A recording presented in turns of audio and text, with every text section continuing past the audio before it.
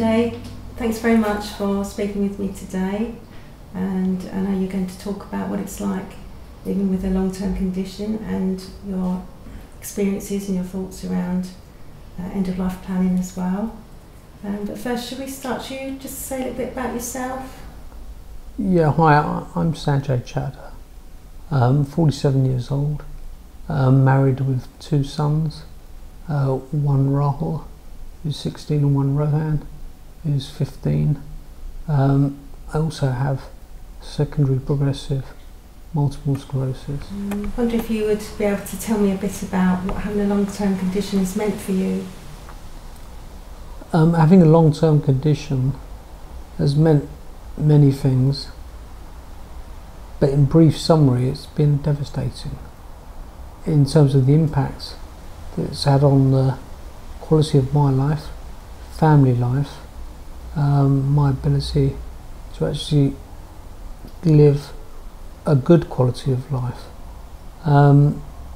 It's been scary at times, fluctuating at a pace at times, but one thing it has done is progressed, and quite aggressively over the last couple of years. It's a constant, almost battle with myself to accept certain functions in my body that are dying, and that constant bereavement process of, you know, the whole thing of anger and denial and frustration, you know, and literally on a daily basis, and emotionally, spiritually and physically it's exhausting, draining in a way that is hard to explain to the medical profession in purely clinical terms, because it's so much more. And as your MS has progressed, has it made you think more about end-of-life care and the issues around that? Yes, I would say particularly in the last 2 to 3 years, where I've been admitted to hospital for infections of different kinds that have been very difficult to recover from, and getting the right actual treatment based on the right infection has led to very scary times for myself to face the facts that this could be the one that I can't bounce back from, that my body is just not able to bounce back from, or there isn't the medical treatment to help me recover. But my MS has not gone the way the medical profession believed. It has progressed quite aggressively, and I have come quite close to facing the end of my life. So from my point of view, it's been lonely and frustrating that when I've been willing, the medical profession have closed doors and have not felt it's appropriate for me. But hold on, I'm the one who's really struggling and suffering in hospital at times when it could have been the end of my life. Yeah. Are there particular professionals that you would have expected to support you in talking about end of life when you were ready, but didn't? From my point of view, the GP, whilst being a good GP surgery generally, when I approach the subject, there seems to be a lot of discomfort about exploring this area, and almost that clearly this isn't appropriate for you, and it's almost like the time is not right. Do you think it would have been different if you had an illness such as cancer? Yeah, I do believe, and over the years my diagnosis, in a very strange way, has gone against me.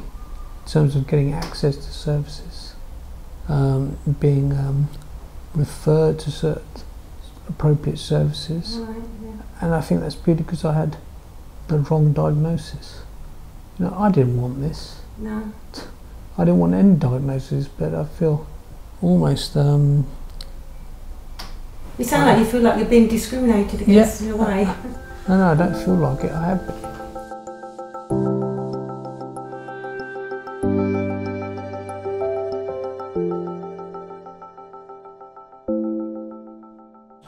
So the support wasn't there from professionals to talk about end of life? Not in the way that I would made it easy for me to have these discussions, which, you know, people want to get on with their lives, that don't want to be necessarily caught in end of life discussions. So when a person is teetering or putting their toes in the water, you know, it really needs to be understood, embraced, and that person allowed to have those conversations. But yeah, even from the GP, social worker, this was never touched on. Would you expect a social worker, would you have liked the social worker to have been able to talk to you openly about it? Yeah, I think so, because from my point of view, it felt like all the professionals were on different pages, and it seems to be a consistent kind of, we're a team, you know, trying to help you through this difficult process, and recognising the progression of the multiple sclerosis, that whilst it might not be a terminal diagnosis, the risk of end of life could happen very quickly. And the one thing I do find is sometimes in life, well, for me, all you have left is your dignity. And I do feel some of the way I get treated by professionals, not maliciously, but I think insensitively, with a lack of understanding, and almost having to battle for what in the civilised society surely should be an entitlement and a right, but partly because of my diagnosis, it didn't allow me access to the kind of treatments that would have helped. Sunday, it sounds like from what you're saying that you're battling on two fronts in a way, battling your illness on a day-to-day basis, but you've also had the battles with the system, that type of thing. You know, could you tell me a bit more about that?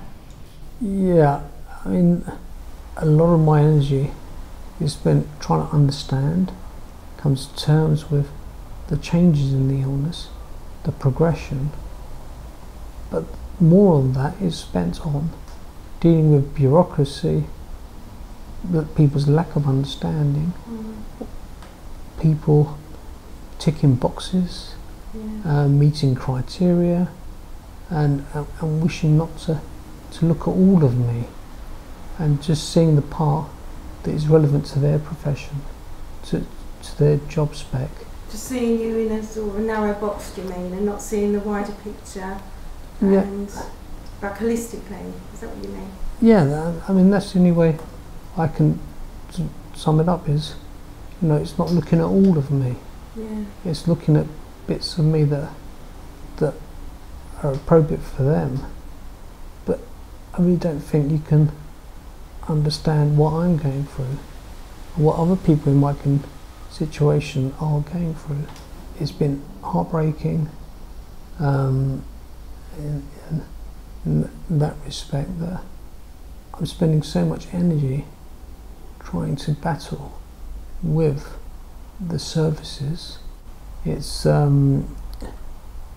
exhausting to have to almost justify your existence, that you're not making this up, and it's kind of in your mind, how ill do you want me to be before you actually recognise that I need the kind of support I'm talking about.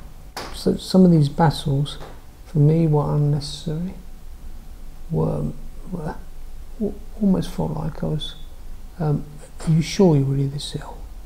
Are you know, almost being questioned that I'm, and it seems to be based around hours and pounds and pence. Yeah. That we can't do this, we can do this, but because I need to fit into a box.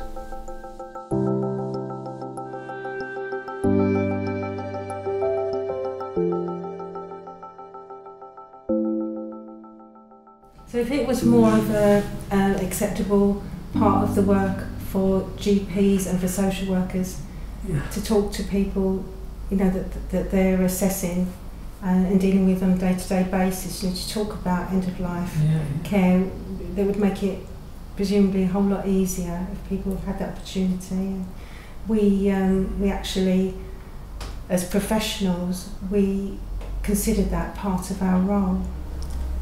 Well, I think, you know, in terms of childbirth, you know, got it. I think we've really got it spot on. Yeah. It's a natural part of life. Painful, but it's a natural part. But if we can get the childbirth right, so surely we can get the end of life as high quality as we aim to regarding the birth of a new life. I think it's really, as a society, it's wrong that morally we're allowing people just to become invisible and suffer in silence, partly because they've got the wrong diagnosis. They're unable, for whatever reason. It could be language, it could be, you know, age, it could be whatever.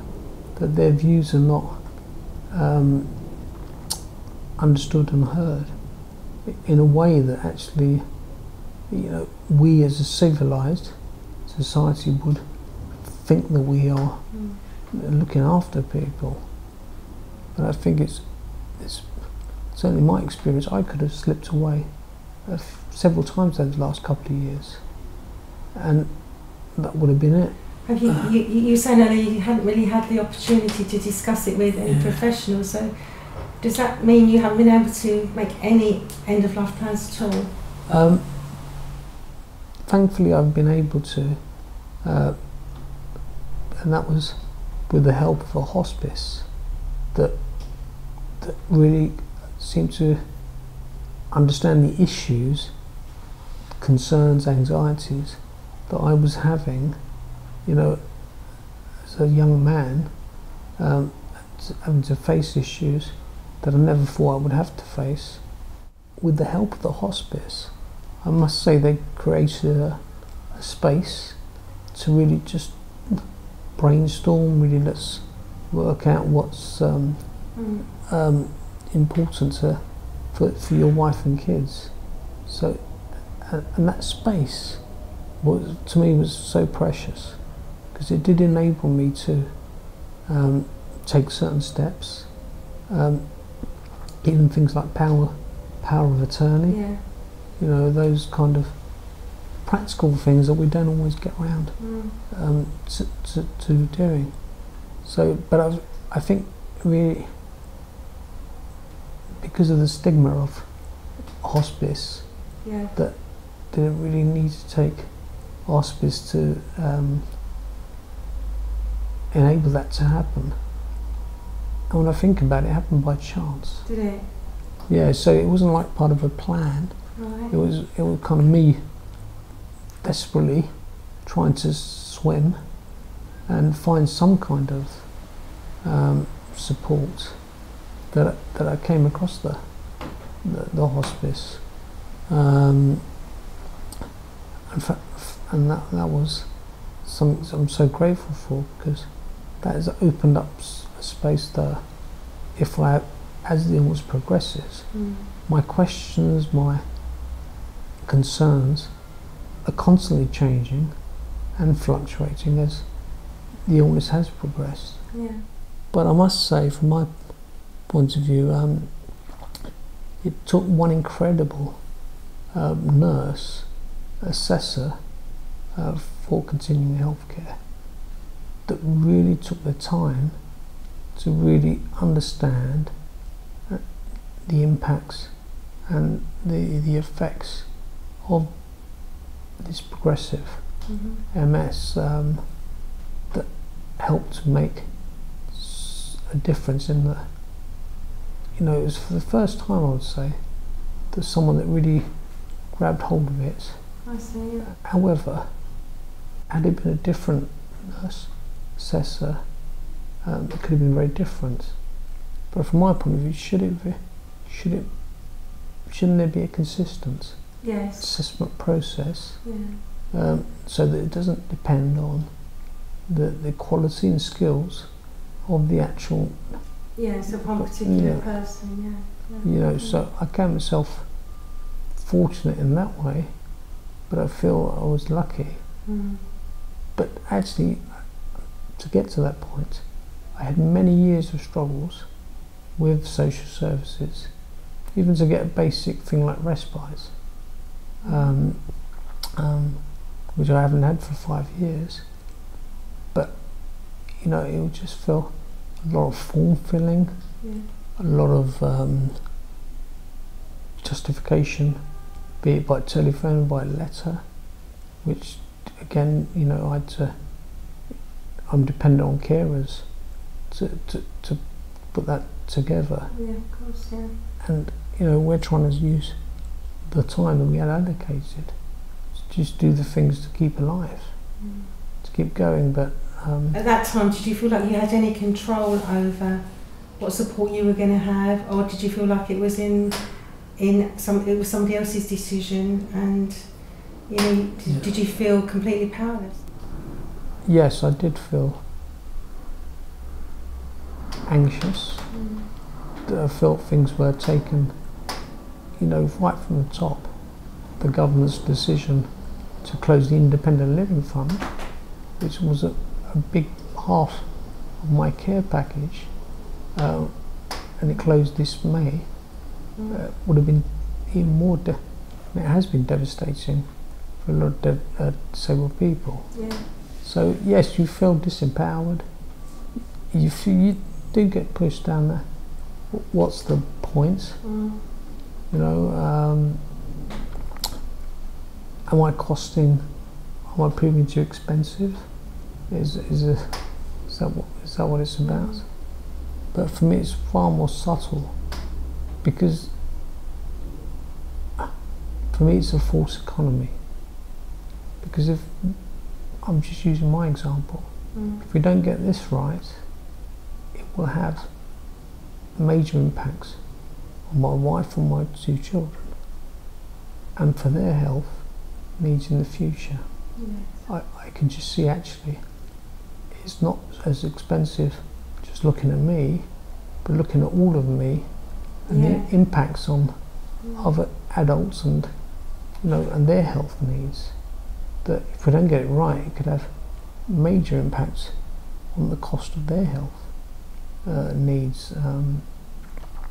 So I think it's having that peripheral vision and long-term vision, that we're not dealing with just one individual, but we need to look at all of that. The whole family approach, really. The whole, yeah, and the affected parties, because some people may not have family, but you know, it's really having that awareness and not being so siloed. The same sort of thing, really. I wanted to ask you about, you know, how you feel the health and social care systems work together, how the professionals work together. What are your views on that? It varied based on the individuals. I felt social services slowed down the continuing health care people, and for me it felt like a false division of labour. Right. You know, that these are 2 areas that hold pots of money that have major impacts on a person's life, and if they're not communicating well and letting the person know how they tie up, actually it causes more stress and anxiety, constantly thinking about services being taken away, because of misinformation, Right. because of people holding on to their particular area. But the actual person, in the meantime, is really struggling with the uncertainty of what the options are and what could happen to make their lives easier whilst they're coping with their illness.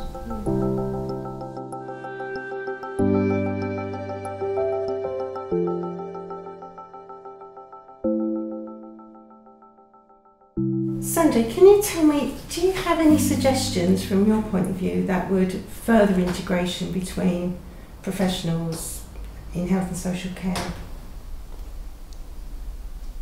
Particularly, I think viewing the person as a whole person, and for me it's about all of me, as opposed to simply the diagnosis that I've received that doesn't always follow the prognosis that's been given and the trajectory.